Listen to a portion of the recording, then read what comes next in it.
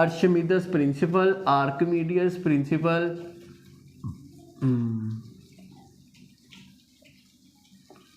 ये भी एक साइंटिस्ट था जिसने ये प्रिंसिपल को एक्सप्लेन किया। ठीक है बच्चों, हाँ जी। अब ये प्रिंसिपल हमें क्या कहता है, इस प्रिंसिपल के अकॉर्डिंग बच्चों आपको याद होना चाहिए क्या, इसकी भी वही डायग्राम है जो प्रेशर इन लिक्विड की थी, कि एक कंटेनर है जिसके अंदर हमने ग्लास जार है, ठीक है ना बच्चों, हाँ जी, जिसमें पानी स्टोर हो रहा है इस तरह, ये सारा लिक्विड है इसके अंदर। अब इस लिक्विड में आपने क्या किया, उसी तरह वहाँ आपने डॉटेड डायग्राम बनाई थी ना उस ऑब्जेक्ट की, यहाँ आपने डॉटेड नहीं बनानी, यहाँ आपने रियल में बनानी है। ठीक है बच्चों, हाँ। तो ये पानी है सारा। तो अब आपने बताना है कि इस ये जो ऑब्जेक्ट है इसकी डायग्राम यहाँ बनाते हैं ऐसे। कहता है ये इसकी हाइट है h, इसका टोटल हाइट यहाँ से इस सरफेस तक कितनी है, कहता है जनाब h1 है, और इसके टॉप से यहाँ तक हाइट h2 है। ठीक है, तो ये जो h कैसे है, h1 माइनस h2। ओके बच्चों, हाँ याद रखिएगा इस बात को। तो यहाँ पर हमें पता है कि यहाँ पर प्रेशर अप्लाइड हो रहा है वगैरह वगैरह। जो पहले इसकी डेफिनेशन करते हैं बच्चों, इसकी डेफिनेशन कुछ इस तरह से है, कहता है व्हेन एन ऑब्जेक्ट, जब एक ऑब्जेक्ट को is totally and partially immersed in a liquid, and जब एक बॉडी को पार्शली कहते हैं आधा, हाफ, ठीक है, और कंप्लीटली मुकम्मल तौर पे जब एक ऑब्जेक्ट को पूरा उसके अंदर लिक्विड में डिप करेंगे या आधा डिप करेंगे, क्या होगा, an up thrust will act on it, उस पर एक अप थ्रस्ट एक्ट करेगी।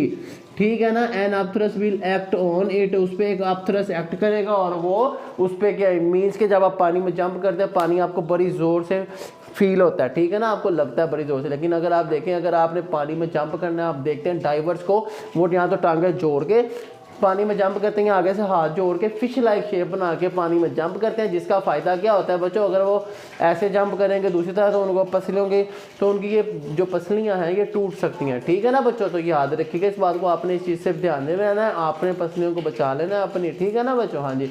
तो इसी तरह आगे चलते हैं, हमारे पास ये होगी डेफिनेशन अपथ्रस्ट की। अब हमने ये अपथ्रस्ट फाइंड करना है, ठीक है ना बच्चों, हमने आज के इस लेक्चर में अपथ्रस्ट को फाइंड करना है।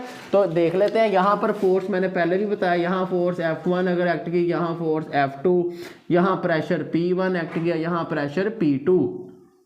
तो बच्चों स्टार्ट करते हैं। सबसे पहले हमारे पास हमें पता होना चाहिए, वो क्या पता होना चाहिए बच्चों के, हमने प्रेशर इन लिक्विड हमने पढ़ा था, क्या पढ़ा था बच्चों, P is equal to F over A, ये तो हमने सिंपल प्रेशर पढ़ा। यहाँ से अगर आप फोर्स की वैल्यू निकालें तो क्या आएगी, F is equal to PA। ठीक हो गया बच्चों, हाँ, इसको आप P1 बोलेंगे तो F1, और इसी तरह अगर आप P2 कहेंगे तो F2 आएगा। तो ये दो इक्वेशन होंगी बच्चों हमारे पास। अब इसी तरह हमने, अगर आपको याद हो ना, हमने प्रेशर इन लिक्विड का एक फार्मूला ड्राइव किया था कि P is equal to rho g h, इसको रो पढ़ते हैं ना डेंसिटी के सिंबल को। तो यहाँ पर H1 के साथ प्रेशर 1 और H2 के साथ हमारा प्रेशर P2 फाइंड आउट होगा।